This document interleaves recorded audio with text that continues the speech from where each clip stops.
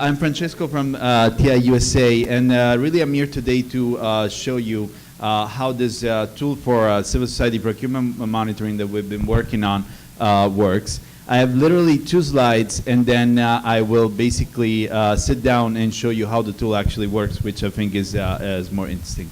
Basically what we're doing is a beta version, so this I really want to remark because as you will see the tool online, the idea overall was to bring the forensic lens and a red flags approach to procurement monitoring. A lot of you have already been doing that, so this was nothing necessarily new, but the idea was to kind of to streamline and simplify and make available to civil society organizations a tool that was extremely simple and based online.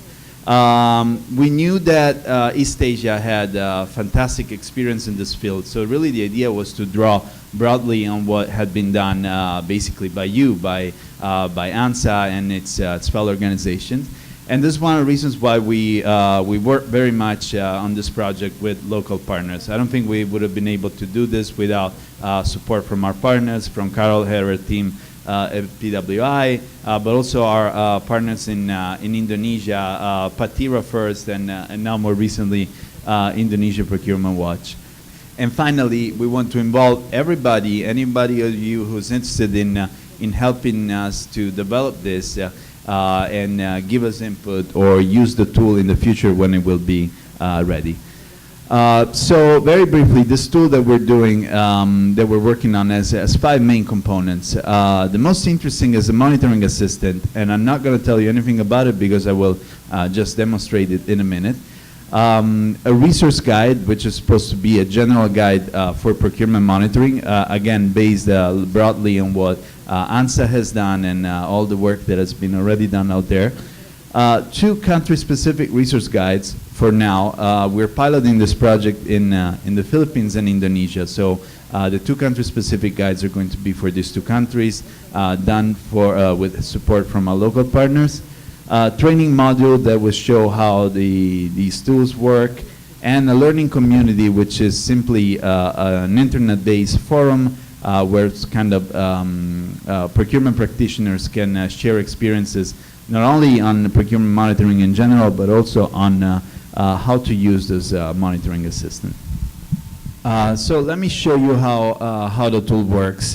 This is basically the interface that we've created, and as you can see, there's basically a menu on top with links to all the different components of this tool that I was talking about.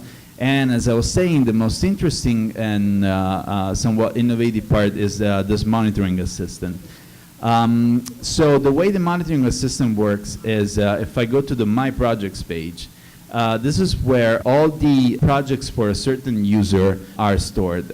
So basically, this is my own ID, but in the future, everybody will be able to have its own user ID and its own page. On this page, there's basically a list of all the procurement processes that I'm currently monitoring. And in this case, I can at any point continue the assessment of a project, but in this case, I'm going to start a new one just to show you how it works. Here I put the name of the procurement process, and I would say, for example, procurement of computers. I'm going to add the number, which is 1234. The number of monitoring process, this is the number of the CSO, so I will say TI USA number 11. Location is Salerno, Italy, and the procuring agency is the Department of Information Technology. These 2 links, these are optionals, and the idea is to put here a link to the website of the procuring agency and a link to the basically e-procurement website of the agency. Once you start the process, you can start monitoring from wherever you want. We are aware that different CSOs focus on different phases of the procurement process. So we have somewhat artificially divided the procurement process in 4 phases, and basically users can monitor whatever phase they want. All of them, just one. So you click on Start the Procurement Process. In this case, I'm going to start monitoring from the bidding phase. What we have done is basically list of red flags in each procurement phase. These are common red flags and are based broadly on work that has already been done at the World Bank, at the Inter-American Development Bank.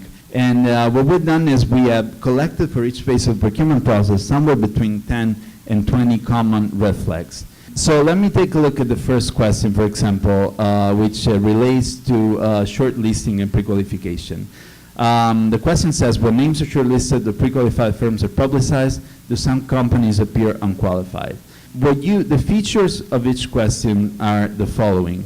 You can click on tips, and this helps you kind of answer the question. For example, in this case, the suggestions are, well, what some of the shortlisted companies have no experience in the specific sector. Of course, this is procurement of computers, so if you see some bidders that are producers of fertilizers, then of course there's something fishy. And so you have similar suggestions. The second column, where it says questionable evaluation, these are sort of common corruption or fraud schemes that we have identified based, again, on experiences. Yeah, the idea is that if, in case you do identify this particular red flag, the possible corruption schemes helps you understand what may be going on.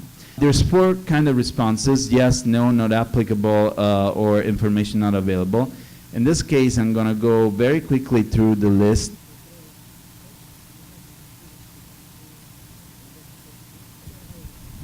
So once I answer all the questions for this phase, and I don't have to, I can at any point save and exit the system. But say I monitor the whole phase.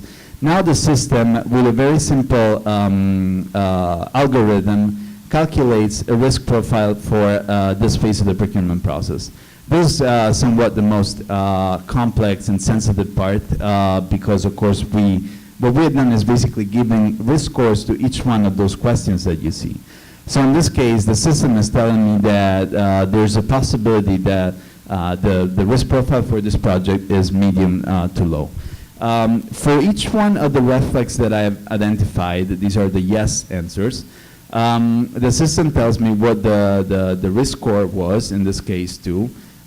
It gives me a range of possible recommendations, things that I should do to follow up, and gives me the possibility to add some comments. For example, in this case, it could be that I have talked to the procurement agency and they're telling me that in reality there's a good explanation for this anomaly that I've detected, and so in reality this is not a red flag. The same goes for all the questions, all the red flags that I have identified, and in the end what I can do is print a report. So the system generates a Word file. Here it is. So the Word file basically summarizes all my findings, right? So the planning phase, there's nothing because we had decided not to monitor it. But for the bidding, I have the red flag I have detected, the risk level, the recommended actions, and here I can add any kind of comments that I want. I can say, well, out of the recommended actions, here's what I've done, here's what I couldn't do. I encourage you at any point in the future, if you're interested in giving me feedback or in participating more actively in developing this tool or in using it, please send me an email, call me, anything really. We really think it's very important to get your feedback to improve this. Thanks.